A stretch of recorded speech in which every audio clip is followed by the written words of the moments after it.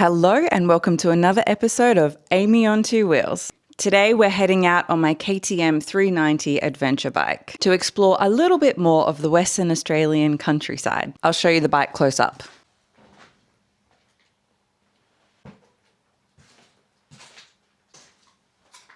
This is the reality of garaging in rural Western Australia. You stop moving for 3 seconds and the spiders take over. I am often required to do battle with very protective redback mother spiders, but today I am blessed because I must only contend with the unhatched spawn of said protective redback mothers. Lucky I'm a grown-ass woman, hey? And don't come at me, I'm fully aware of how much red dirt there is on my bike. I live in the red dirt countryside. I stopped trying to keep up.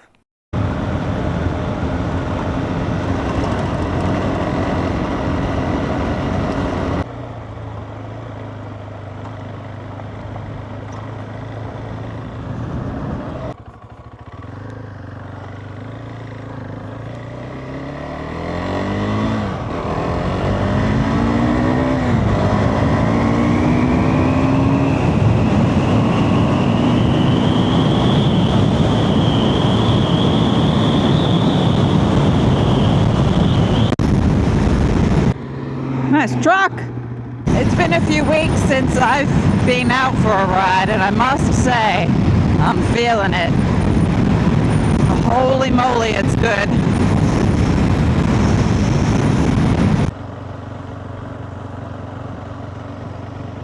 So this is my local small town, but we're going to be riding to the closest big town that is still a country town, but it has like a shopping center and stuff, you know. It's about 40 minutes away from where I live to get to a Coles or a Woolies.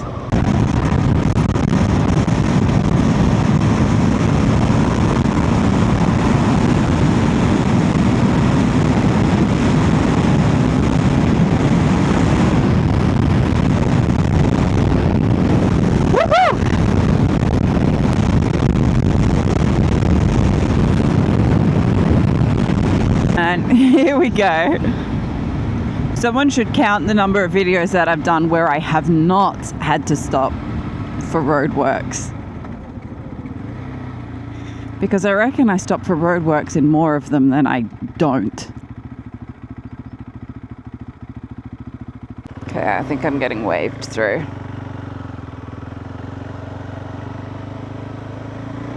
Thank you!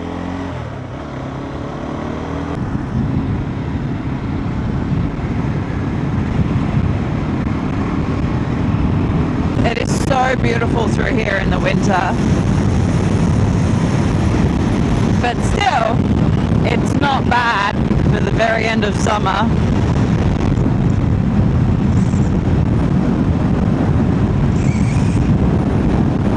We are in the Wheatbelt. I just got a head nod from a guy that looked like he was on a Harley. Yeah, see? It does happen. It's just rare. Why do I have my high beams on? How did I even do that? Okay, I'm going. So this is a little big country town called Northam.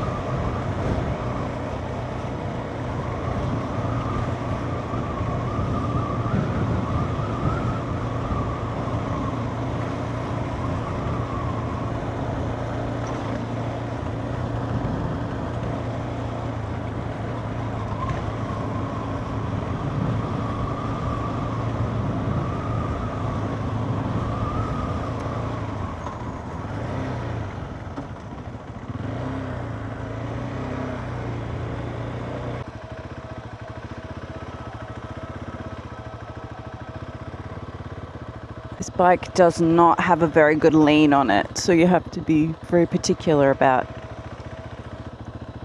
the way that you park. You could very easily be toppled. I am once again one with my jacket.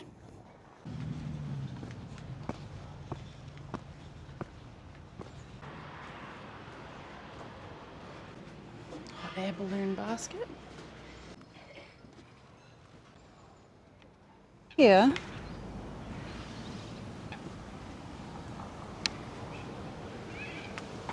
we have a restaurant right on the river. I was maybe going to stop for some food, but I don't know if you can tell, I'm so hot.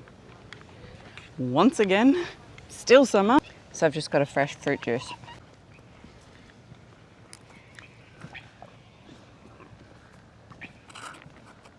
Not bad for a little country town, big little country town in the middle of nowhere, hey?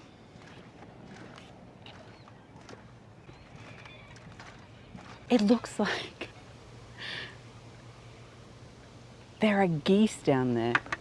I don't know if it's safe to get closer to them, but I'll try.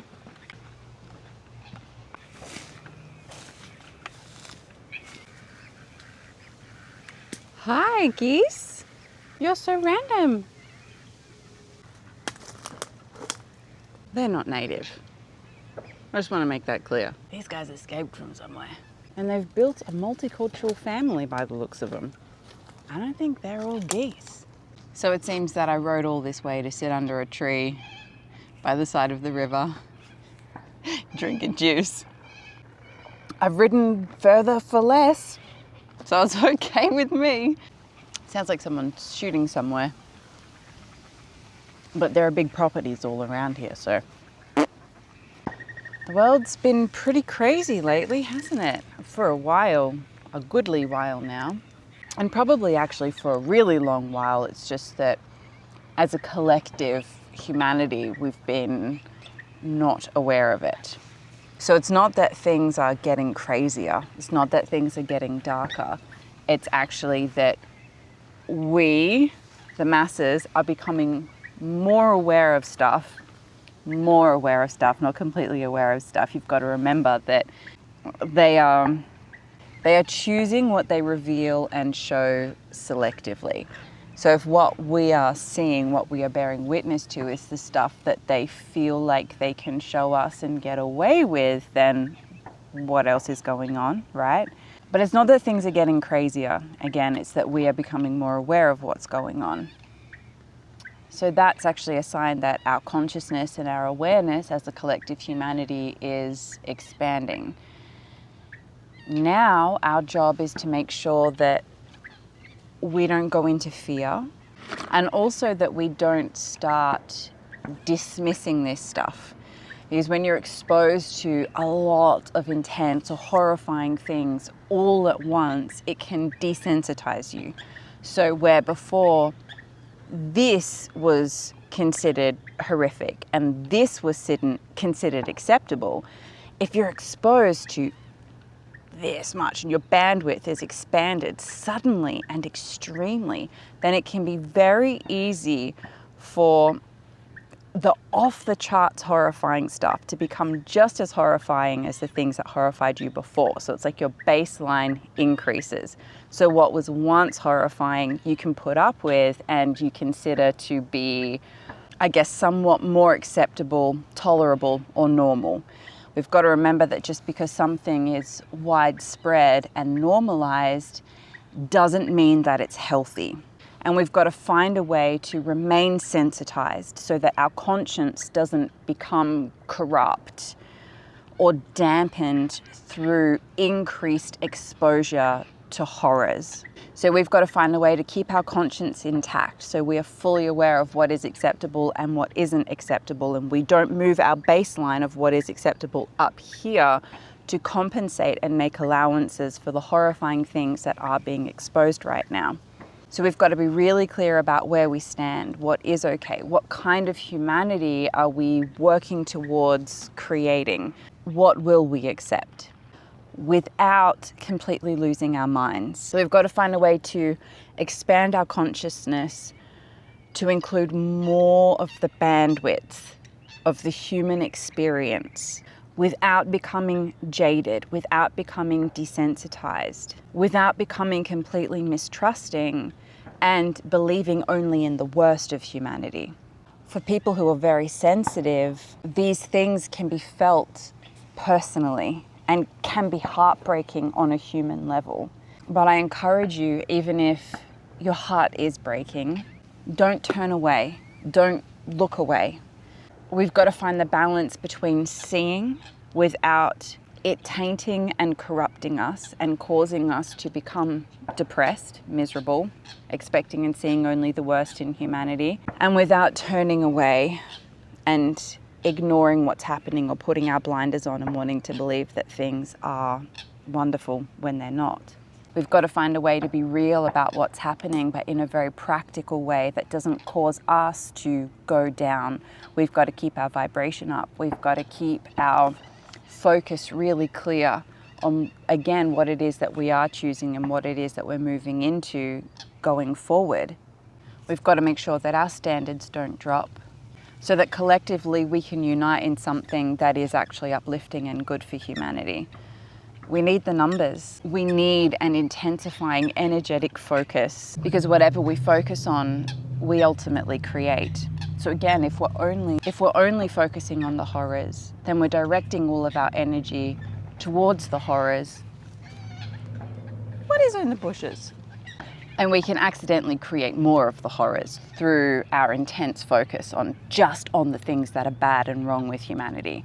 So again, we've got to broaden our consciousness, broaden our perception, so that yes, we're acknowledging the worst, but that just encourages us to focus on, to feed, to seed, and to become the best. Because for every extreme, I don't know if you've noticed this outplay on the world stage and through humanity, but as one extreme builds, there is always an opposite and equally as intense extreme heading out in the other direction. So a pendulum is always balanced. You can't just swing out one way without the thing having to swing back the other way. Everything in nature seeks and maintains balance. So for every extreme movement that we set in motion, or that we are strongly encouraged to set into motion, there is always definitely going to be an equally as powerful opposite. So for every action, there is a reaction. And that's why we keep getting more and more extreme in our politics and our views. As the woke increases, so does the strictness and rigidity of its opposite. As that increases, the woke increases. As this religion or this movement becomes corrupt, there is an opposing religion or movement that becomes just as corrupt. And so nature maintains these extremely polarized but balanced extremes. Our goal as a humanity needs to eventually be to come off the extreme pendulum swing and find a unifying and sustainable balance that makes space for all, has space for differences, is tolerant of differences, but is kind of overlighted as an entirety as a whole by qualities that we collectively as a humanity agree upon. And that's what our job is now. What are those qualities that actually unite us, bring us together, and that at least the bulk of humanity can agree upon? Can we agree on qualities such as love, unity, respect, kindness, a refusal to cause harm to each other and to the planet? And we've got to get really clear about what that is, what it is that is going to unite us and allow us to move forward together as one people, that aren't on this extreme pendulum swing where we're constantly opposing us, because our spreading out across that enormous pendulum swing in all of these different directions just keeps us apart from each other. It stops us listening to each other. It stops us being tolerant of each other. It robs us of our compassion, of our conscience, of our open-mindedness. And it sets us up in camps that fight and squabble, which keeps us disempowered and keeps us very easy to rule by these ones who would keep us in these separated off camps. So where's our middle ground? Where do we unite? Where do we come together?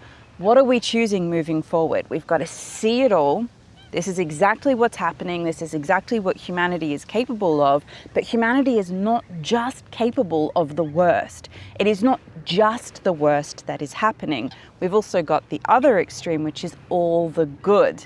And we've got to find a middle ground that brings us closer to the good, so that we're pushing that centered place out more and more, hopefully in the direction of love, unity, tolerance, kindness, peace, wisdom, the things that help us to actually thrive and be empowered. So horrors, yes, be real about it. Let yourself see it, but don't go down with it. Don't let yourself be corrupted or inhibited or divided on that pendulum swing because of what you're seeing and you're witnessing and becoming aware of. Expand your consciousness, but get really clear about what it is that you do stand for and you do choose, and then champion that. Put all of your energy into creating that and finding others to unify with in that. This could be a time for us to settle, or this could be a time for us to rise up together in peace and love and unity and tolerance and kindness, respect, and demand more. And you might feel disempowered, and they want us to believe that we are disempowered. But as the majority, we actually have most of the power. But we've been using our power to stay asleep, to stay unaware, to chase our own comfort, and ignore, which is excusing and allowing, unhuman and unacceptable behavior. We've got to see it. That's the only way we know what we're working with, and that's the only way that we can get clear about what we're choosing moving forward. Don't become like them. Don't get on that pendulum and start opposing and fighting and matching like with like. We've got to find and demonstrate a different way. And make sure you're taking care of yourself. Go for a ride, get outside, drink some fresh juice. Sit by a large body of water and stalk some geese.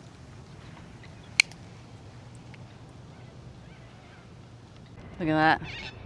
There is a shopping trolley in the river, which means someone went to the trouble of getting the trolley here, lifting it over the edge, and dropping it down there. Seems like a lot of effort to me.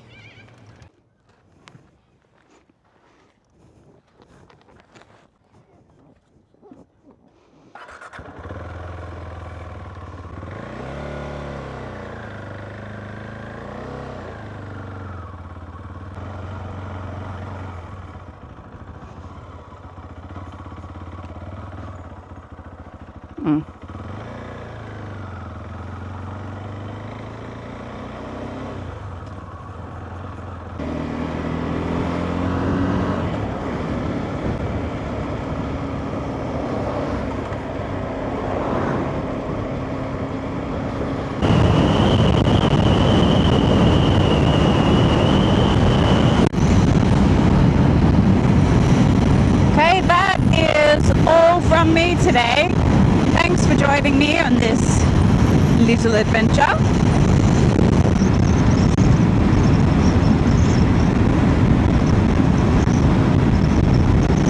Feel free to subscribe and follow along, and I will see you next time.